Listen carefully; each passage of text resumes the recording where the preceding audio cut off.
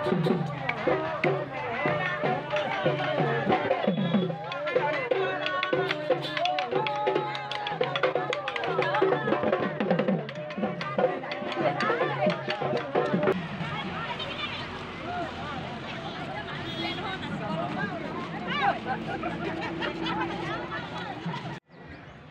শতবৰ্ষৰ সন্মিলনে বিভিন্ন প্ৰান্তত নিশ্চয় আকৌ উদযাপন আপোনালোকে কৰিব।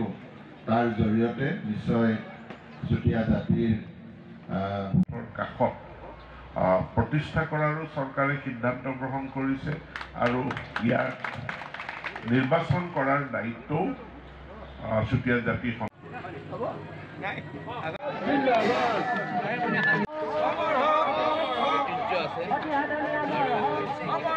আজি অসমৰ সকলো জাতি জনগোষ্ঠী আমি সকলো মিলি আজি সাংস্কৃতিক শোভাযাত্ৰা হৈছে।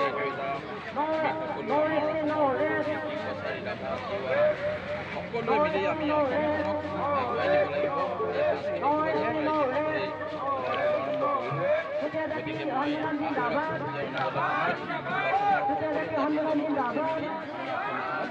আমি আগুৱাই নিব লাগিব।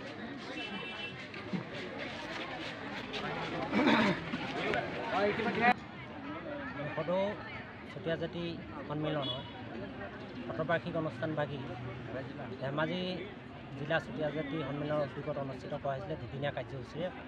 আজি দ্বিতীয় দিনৰ কাৰ্যসূচী। আজি দ্বিতীয় দিনৰ কাৰ্যসূচীত ৰাতিপুৱা কাৰ্যসূচী আছিল আমাৰ সামূহিক চাফাই।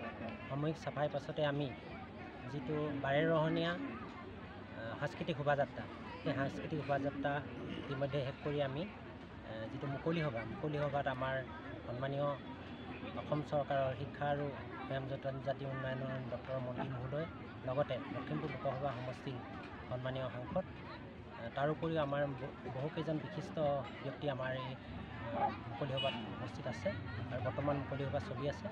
আৰু ইয়াতে যথেষ্ট সংখ্যক আমাৰ জ্ঞাতিবৰ্গৰ লগতে ৰাইজে গোট খাইছে, বিশিষ্ট ব্যক্তিও আহিছে। আমি সকলোলৈ ধন্যবাদ দিছোঁ। এই অনুষ্ঠানটো যাতে আৰু অলপমান ভাল হয়। আপোনালোকক আজি মন্ত্ৰী মহোদয়ে কি প্ৰতিশ্ৰুতি দিলে? যিহেতু মন্ত্ৰী মহোদয়ে কৈছে যে আমাৰ যিবিলাক সাধনী ভৱন, প্ৰতি জেগাতে সাধনী ভৱন তেওঁলোকে বনাই দিব কৈছে। আমি তেখেতলৈ আমি ধন্যবাদ দিছোঁ। যিহেতু আমাৰ জাতিৰ যিবিলাক কৃষ্টি আছে, কৃষ্টিবিলাক দেখুৱাবৰ বাবে প্ৰতিখন আমাৰ প্ৰক্ৰিয়া বা জেগা অঞ্চলত একোটাকৈ যদি আমাৰ সাধনী ভৱন বনাই দিয়ে, নিশ্চয় আমাৰ জাতি সংগঠন আগবাঢ়ি যাব বুলি আমি ভাবিছোঁ। ধন্যবাদ।